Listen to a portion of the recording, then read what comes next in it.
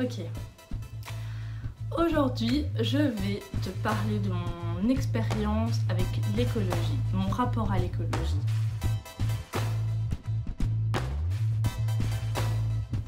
Dans la vidéo précédente, je t'ai expliqué pourquoi j'étais végétarienne et j'ai donné mes petites astuces. Donc, je suis végétarienne pour des raisons écologiques principalement. Mais il y a tout un autre processus de réflexion derrière. Donc je pense que le fait d'être végétarienne a été le point déclencheur. Mais j'imagine que c'était déjà ancré en moi parce que j'ai pris la décision assez spontanément. Alors, donc je suis devenue végétarienne pour des raisons écologiques.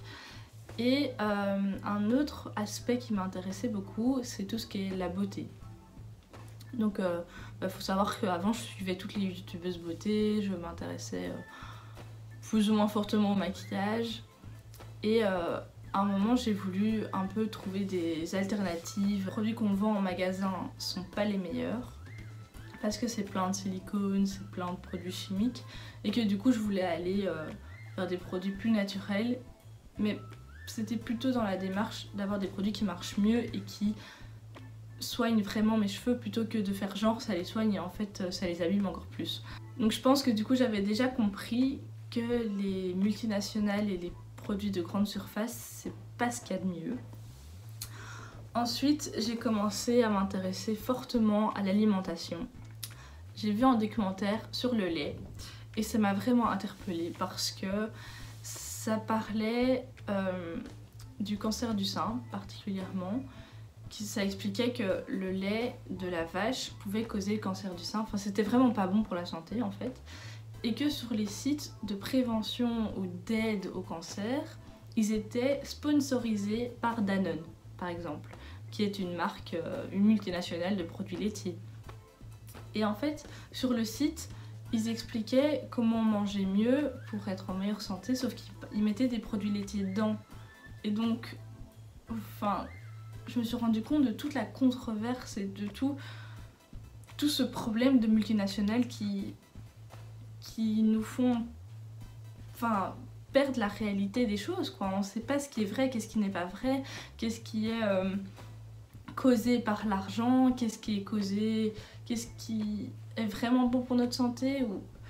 Bon après, je me suis vite rendu compte que presque tout tourne autour de l'argent et que en général c'est les multinationales qui gèrent tout. On est complètement manipulé pour acheter des produits qui ne sont pas bons pour nous. Bon exemple, le petit déjeuner, c'est des marques comme Kellogg's qui nous vendent des trucs sucrés à crever, à manger avec du lait. En quoi est-ce que c'est bon de manger ça au matin? Il n'y a rien de bon là-dedans. Donc ils ont bien dû faire leur petit panneau publicitaire pour nous dire de manger sainement au matin et de manger leurs produits Kellogg's avec une petite pomme. C'est que de la merde en fait, tout simplement. Donc voilà, j'ai commencé à m'intéresser à ça et je me suis rendu compte vraiment de tout ça quoi. Déjà j'ai arrêté de manger des Kellogg's avec du lait parce que j'essaie de trouver des alternatives. Comme par exemple des flocons d'avoine avec de l'eau tout simplement, c'est très bon, avec un peu de cannelle et du miel et voilà. Ensuite, ma réflexion s'est posée sur les produits zéro déchet parce que on consomme énormément, moi la première. Et donc c'est pas moi qui fais le ménage chez moi, mais j'ai trouvé des alternatives aux produits industriels qu'on trouve avec du bicarbonate de soude et du vinaigre et ça peut servir à quasi tout nettoyer dans la maison. Donc en fait j'ai limite hâte de déménager de chez mes parents pour commencer à faire mes produits moi-même.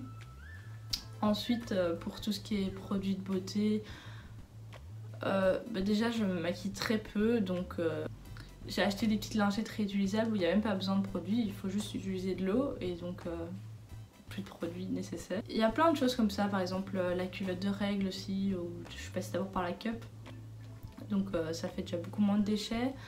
Puis les vêtements, j'essaie d'acheter en seconde main. Et donc voilà, j'ai toutes ces petites démarches, c'est pas grand chose, mais ça fait déjà la différence. Donc, après mon année sabbatique, il a fallu que je trouve des études et j'ai été voir ma coach à qui j'ai expliqué toute ma démarche parce que justement j'étais à fond dans l'écologie à ce moment-là.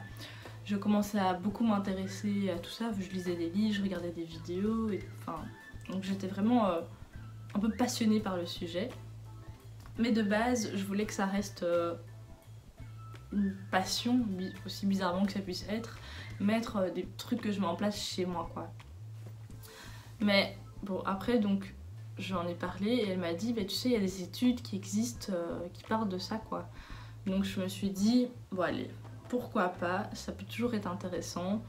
Puis c'est des études qui traitent un peu de tout. Donc j'ai commencé ces études-là et ça m'a permis d'apprendre plein de choses, tant au niveau économique qu'environnemental.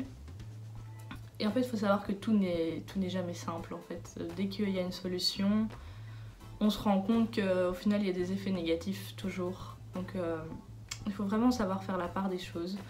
Donc pour mon cas, en tant que végétarienne par exemple, en fait le plus important c'est surtout de manger local. Déjà ne plus manger de viande, c'est un pas énorme parce que ça consomme blindé d'eau. Mais manger local c'est encore mieux parce que du coup il n'y a pas les transports quoi.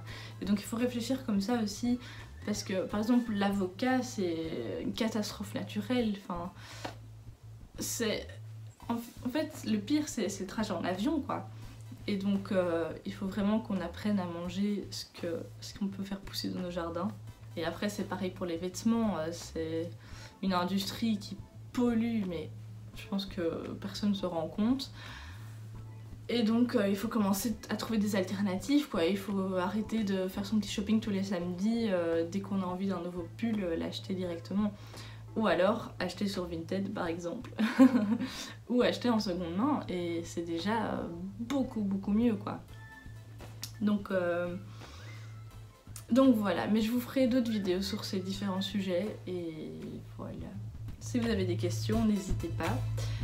J'ai moi-même un Vinted, donc n'hésitez pas à aller le voir, je vais le mettre en barre d'infos. Et à très vite.